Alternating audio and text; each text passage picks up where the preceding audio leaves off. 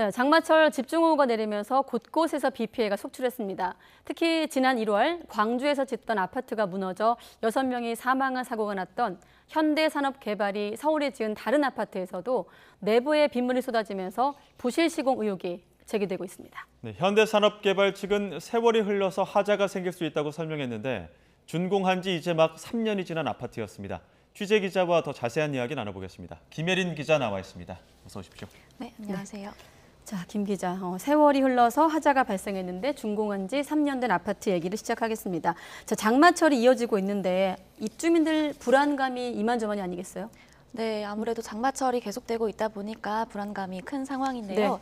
먼저 어떤 피해를 겪고 계시는지 영상으로 보시겠습니다. 네, 지난 6월 말에 비가 내린 다음 날 아파트 입주민이 직접 찍은 영상입니다. 청장 벽지가 물에 젖어서 심하게 주름진 모습이고요. 또 벽지를 건드려 보니까 물이 가득 고이고 고이다 못해 폭포처럼 이렇게 쏟아지기도 합니다.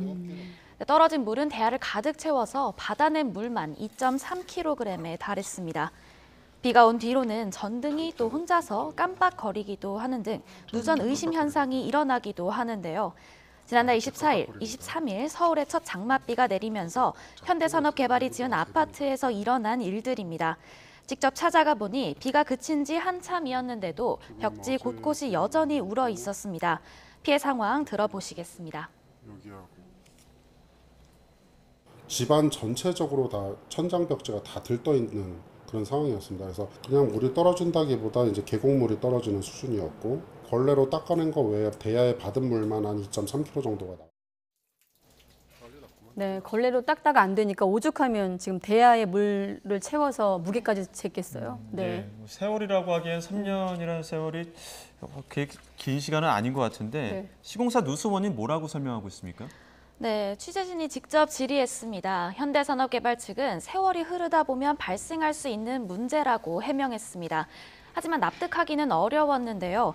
해당 아파트의 준공 시기는 2019년 2월로 지은 지 불과 3년밖에 안 지난 새 아파트나 다름없는 곳이었습니다.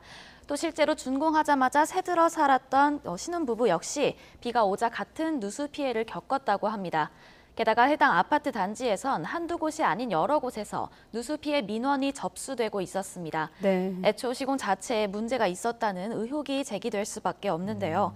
또 현대산업개발은 지난 1월 광주 아파트 붕괴 사고로 문제를 일으킨 터라 입주민들의 불안은 클 수밖에 없어 보다 더 근본적인 원인 규명이 필요할 것으로 보입니다. 네, 지금이 딱 장마철이고 여름철 내내 지금 뭐 집중호우 같은 예보도 있기 때문에 빠른 보수가 필요해 보이는데 보수 관련해서 이 현대산업개발 측은 어떻게 좀 해명하고 있습니까? 네, 우선 지금은 보수 공사가 진행 중이긴 합니다. 하지만 이제 땜질식 조치에 불과한 상황인데요. 네. 입주민은 누수 문제가 심각해지자 시공사에 문제 제기를 했습니다. 영상을 보시면 시공사 직원이 직접 이제 상태를 확인한 뒤에 다른 보수업체가 나와서 공사를 하는 모습인데요. 벽지를 뜯어내자 저렇게 이제 곰팡이가 피어 있는 등 문제가 매우 심각한 상황이었고요. 천장 시멘트에는 곳곳에 균열이 있고 방열재마저 젖어서 곰팡이가 피어 있었습니다. 보수업체가 균열 곳곳을 메우기는 했지만 벽지를 뜯어내고 균열을 일일이 찾는 대공사가 필요하다고 합니다. 또 당장은 문제 해결이 어려워서 비닐이나 석고보드를 덧대어 놓은 상태인데요.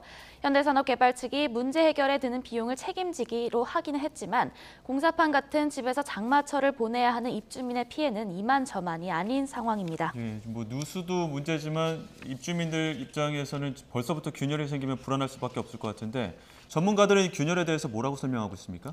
네, 전문가들은 우선 콘크리트 타설 과정에 문제가 있었을 거다라고 지적했습니다. 예. 콘크리트 균열이 또 시간이 흘러서 나타나는 일반적인 문제는 아니라고 설명했는데요. 꼭대기층 입주민 피해가 가장 큰 만큼 옥상 바닥에 방수 공사가 제대로 안 된 것도 문제로 보인다고 설명했습니다. 전문가 설명 직접 들어보시겠습니다. 타설할 때의 문제도 생길 수도 있고요. 양생할 때에 충격 같은 걸 줘가지고 문제 생길 수도 있고 시간이 흘러서 나타나는 거라고 볼 수는 없을 것 같고요. 애초부터 그런 하자가 지금 전문가 얘기가 애초부터 그런 하자가라고 이제 말을 마무리하셨는데 보니까 아까 벽지를 뜯어내니까 곳곳에 균열 있고 곰팡이까지 그러니까 시공 자체에 좀 문제가 있었다라는 주장에 설득력이 생길 것 같은데 그런데 이게 비단 현대산업개발만의 문제가 아니라는 거죠? 네, 앞서 저희가 이달 초에 다른 지역에 있는 이제 경기 지역 다세대 주택에서 네. 비가 온 뒤에 거실이 물바다가 된 사례를 전해드렸습니다. 이곳 주민들 역시 애초 설계와 시공에 문제가 있었다고 설명하고 있었는데요. 네. 영상으로 직접 피해 상황을 보시면 저렇게 이제 베란다가 순식간에 물바다가 되는 모습이고요. 또 다른 영상에서는 현관문 밖으로 신발이 둥둥 떠다니기도 합니다. 이제 앞선 사례와 비슷한 지난달 23일 경기 남양주에서 있었던 일입니다. 이 빌라에 사는 입주민들의 이야기 직접 들어보시겠습니다. 물이 새가지고 뭐 지붕 뜯어내고 도배도 몇 번씩 다시 하고 이게 엄청난 우리한테는 피해거든요. 물 청소할 때 아래층 눈치를 보고 넘칠까봐 사람들이 뭐 출근 못 했다가 다시 와서 보고 와서 하수구 드러내고 이런 것은 개선이 좀 돼야 될 것 같다. 거름망도 빼놓고 또 주변에 청소도 어느 정도 해놓은 상태였습니다. 저희 집 물도 다 빼고 그리고 저 아래 세대로 물이 계단을 통해서 내려갔어요. 다 치워줬습니다. 앞으로 계속 생활해야 되는 사람들 입장에서 걱정이 이만저만이 아닐 것 같은데 시공에 어떤 문제가 있었다는 겁니까? 네, 해당 다세대 주택은 특이하게도 각 층에 테라스가 설치된 그런 계단식 다세대 주택입니다. 예. 주민들은 애초에 우수관과 배수구 사이가 멀게 설계돼서 비가 오면 물이 제때 빠지지 않고 또 네. 온갖 이물질이 쓸러 내려갈 수밖에 없다라고 설명합니다. 또 화면으로 보시면 일부 가구는 빗물이 들어오는 통로는 2곳인데 아래로 빠져나가는 통로는 1곳뿐이어서 빗물이 2배로 흘러서 베란다가 범람하기도 합니다. 네, 하지만 시공업체 측은 지자체로부터 정상적으로 건축 허가를 받았고 주민들의 관리 소홀이 침수 원인이라고 맞섰습니다.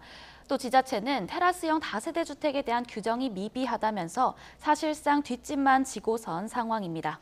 예, 뭐 책임지는 사람이 없어서 또 살고 있는 사람 입장에서 더욱 답답한 상황일 것 같습니다. 또 장마철이어서 더욱 답답할 것 네. 같은데 여기까지 듣도록 하겠습니다. 지금까지 김예린 기자와 이야기 나눴습니다. 오늘 말씀 고맙습니다. 네, 수고했습니다. 감사합니다.